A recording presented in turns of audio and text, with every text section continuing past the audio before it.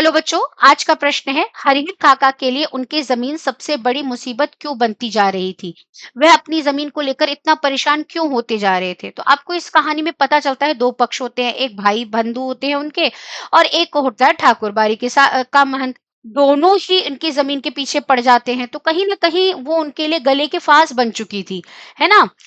हरिहर काका के लिए उनकी ज़मीन उनके लिए जी का जंजाल बन चुकी थी, क्योंकि हरिहर काका की अपनी कोई भी संतान नहीं थी। यही कारण था कि सब लोग उनसे उन लोगों की नज़र हरिहर काका की ज़मीन जायदाद पर थी। फिर चाहे उनके भाई हो या ठाकुर बाड़ी के साधु महंत क्यों ना हो, सबको हरिहर काका की ज़मीन चाहिए थी। इन सब लोगों के अंदर लालच इस हद तक बढ़ गया था कि महंत लोगों ने तो काका का अपहरण ही करवा दिया था।